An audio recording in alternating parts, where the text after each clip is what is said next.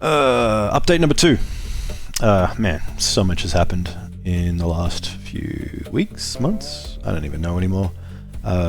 First and foremost, top of my mind is I spent a lot of time and a lot of focus getting the Deepfield engine aligned with the requirements that the game had. So I've combined all the different parts of all the previous Deepfield engines, the fractal networking and the UI layer that I built and the renderer that I built, and put it all together into its own thing. I'm calling it Synchromesh, but it doesn't matter. And that engine will now be able to support the game end-to-end. Previously, I was using Unity as the renderer, and that was purely just for convenience, that Unity would handle all the screen interaction, would handle dealing with the 3D accelerator, user input, cross-platform, all that. Now that's gone. So end-to-end, the whole game is in a single environment, and that means I need to handle rendering and graphics and the UI, which has turned out to be great. Turned out to be a good choice to move it into its own, because there was a lot of complexity that was introduced by double handling game state through 2 different entity systems and 2 different processes, pretty much. Anyway, so the engine's in a good state. I can now split the simulation across a vast area and support millions of entities simultaneously, assuming I've got the CPU for it. But because it synchronizes using TCP, theoretically I could split that across multiple servers. That bit's done and done. That in place, I've been pushing to get some gameplay, in that the problem with the last incarnation of Deepfield is we chose microbiology purely just to sell the game, in that I assumed that space was cliche and done, and no one wanted another space game. But the vastness of space is really the best setting for this kind of real-time strategy, where it is, more deliberate, more careful, with that scale that Deepfield is chasing. The emptiness, the loneliness. If you look at a slide with little microorganisms in it, there's life, there's activity, there's movement. And space, it's between planets, there's basically nothing. And so it makes sense to me to go back to the original setting and bring back a lot of the original mechanics.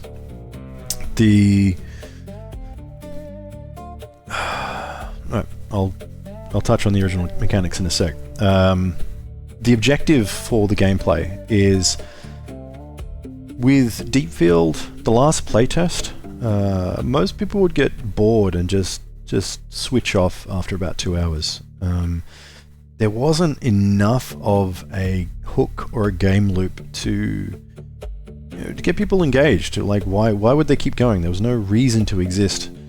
So right now I'm keeping graphics and the look of it as a fourth or a fifth concern. Everything's greyboxed. I'm focusing on the playability and the way it feels to play. And there's gameplay now. So Deepfield right now is how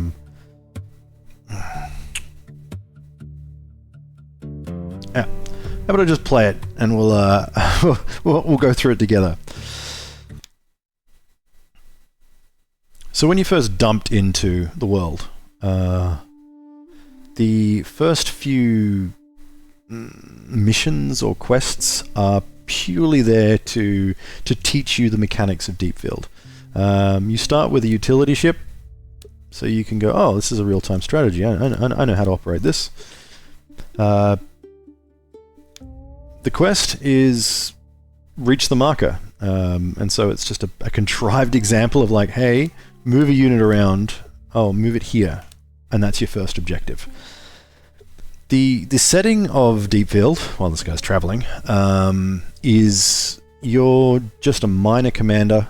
You're no one special, and one day you're sent out to do a job, scout this asteroid field, find out what's there, and after a while you find out that HQ stops responding, and you're on your own. And so you've got no support, no resources, and you've got to build yourself up through this world and try and work out what happened. Why did HQ stop responding? Where is all the people gone? So, I've reached the marker. It's a little hidden tutorial. Next one is fully survey a tungsten ore deposit. So, these are asteroids. I know they look like squares right now, but that's the nature of a greybox. Just pretend they're asteroids. This will be renamed to survey ship or whatever it should be.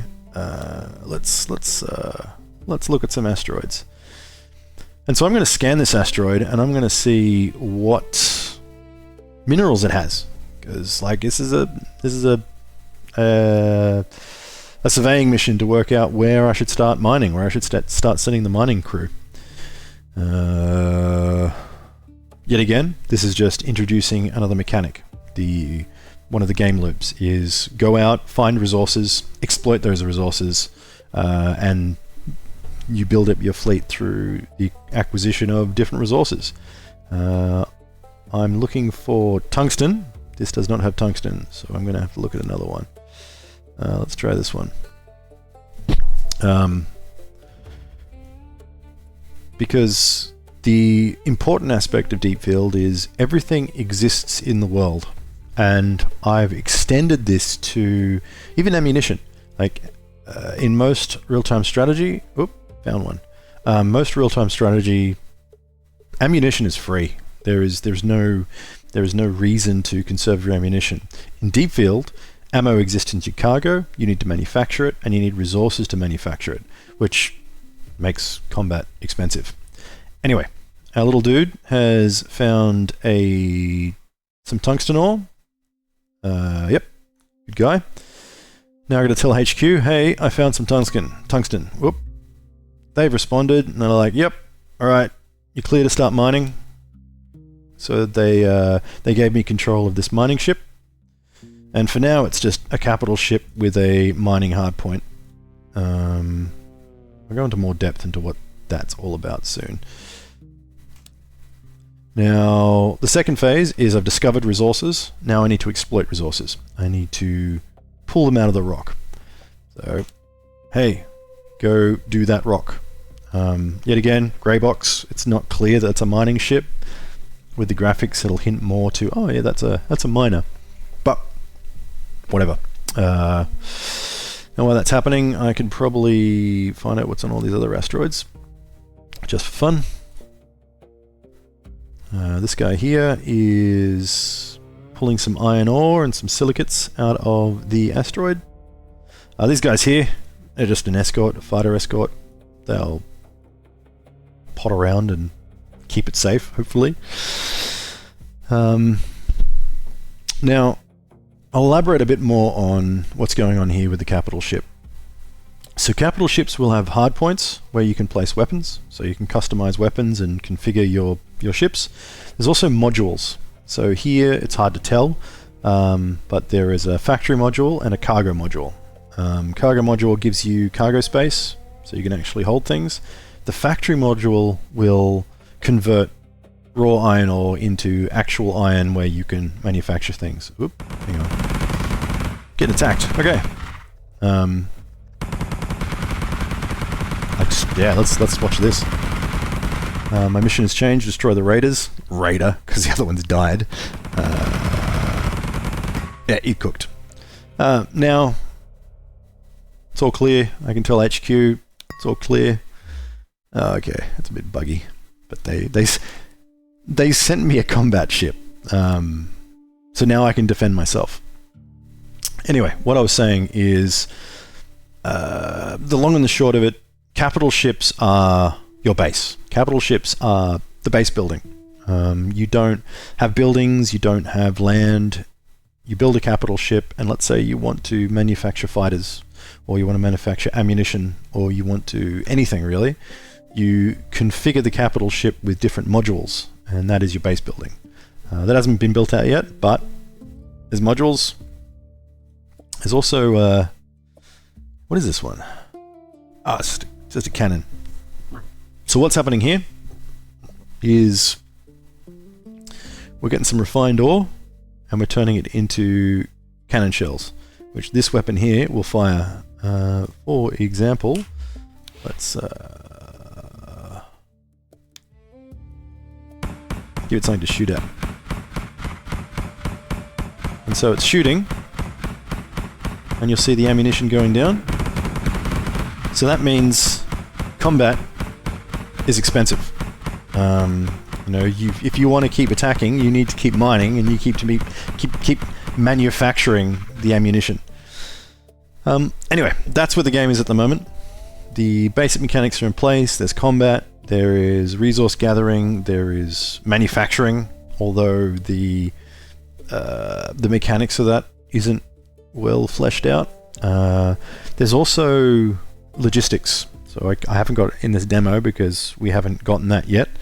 There will be cargo shuttles that can move cargo between ships, and you know, that's how you say move the metal from the refiner to the ship for manufacturing. But anyway, doesn't matter. Now, probably the last thing is the scale of the world. Previously in Deepfield Bio, it was artificial sectors, and you would jump from sector to sector. In this version of Deepfield, it's all just one big world. And like you can jump and have a look wherever you want. There's no fog of war yet, but it all exists. There's nothing over here. I don't know what I can find. Like, it's just, there's no jumping into sectors, there's not changing views, it's just one big, massive server.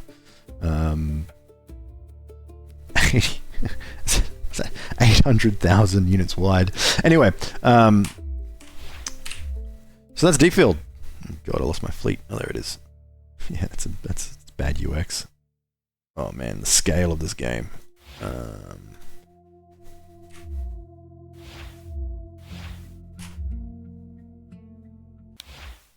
Anyway, that's Deepfield. Still working on it. Still trying to get that initial tutorial flow happening. Not focusing on graphics much at all. Greyboxing it. Multiplayer does work, but I'm going straight down the line for that single player, that playtest. And yeah, I'll hit you up in another couple of weeks with anything that changes. Maybe a playable tutorial that doesn't dump a combat ship on top of you. Alright, have a good night.